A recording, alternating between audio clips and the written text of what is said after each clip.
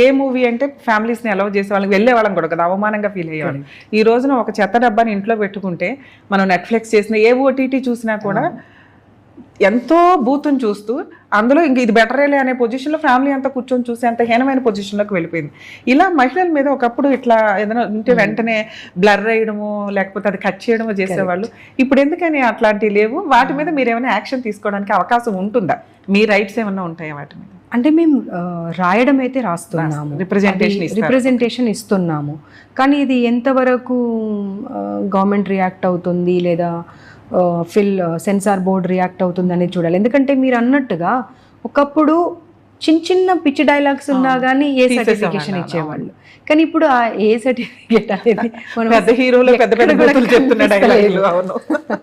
అందులో ఈ మధ్యనైతే social media content చూడండి, అసలు ఆ భాష అసలు ఏంటది, అసలు అది ఎలా వాడాలి, అది ఎలా పోస్ట్ చేస్తున్నారు, ఎందుకు దాని మీద యాక్షన్ జరగట్లేదు అనేది ఖచ్చితంగా ఇది సీరియస్గా తీసుకోవాల్సినటువంటి అంశం. సూపర్ మేడం, అసలు ఈ టాపిక్ కాదు, మేము ప్రజల కోసం ఉమెన్స్ కమిషన్ ఉంది అని చెప్పడానికి నా ఇంటర్వ్యూ అడ్వకేట్ కింద.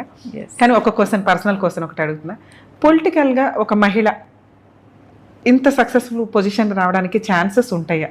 చాలా తక్కువ మందినే చూస్తున్నాం మేము, ఎక్కడో బ్యాక్గ్రౌండ్ నుంచి ఫ్యామిలీ వచ్చి. అంత తట్టుకోగలరా ఉమెన్స్? ఎందుకంటే ఈ రోజున ఒకప్పుడు మీ టైం ఉన్న పొలిటికాలిటీ వేరు, ఇప్పుడు వల్గర్ మాటలు లేడీసే దిగజారి ఆవిడ క్యారెక్టర్ మీదకి వెళ్ళిపోతున్నారు.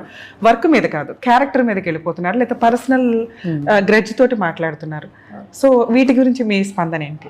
వీటి మీద మన పైన కూడా ఆధారపడి ఉంటుంది, మన క్యారెక్టర్. మనల్ని ఎలా క్యారీ చేస్తామో అవతల వాళ్ళు మనల్ని అలా చూస్తారు.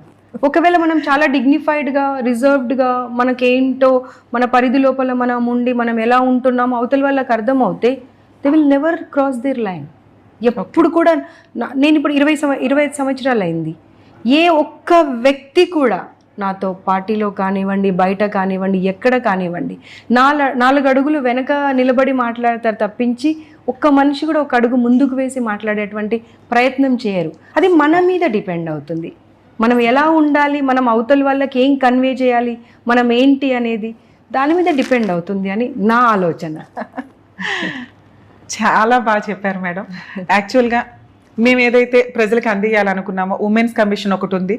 ఉమెన్స్ కమిషన్ ఒకటే కాదు, దీనికి సంబంధించి సఖీ కేంద్రాలు, పోలీస్ స్టేషన్స్ ఇవన్నీ ఉన్నాయి. అక్కడికి వెళ్ళి అక్కడ వర్క్ అవ్వదు, మాకు ఉమెన్స్ కమిషన్ ఒక్కటే న్యాయం చేస్తుంది అనిపించినప్పుడు రండి ఇక్కడికి. ఎందుకంటే అంత క్రౌడ్ తట్టుకోవడం, స్టేట్ మొత్తానికి ఒకే, మనకి హైకోర్టు ఎట్లాగో హ్యూమన్ రైట్స్ కమిషన్ ఒకటే ఉంటుంది. తెలంగాణ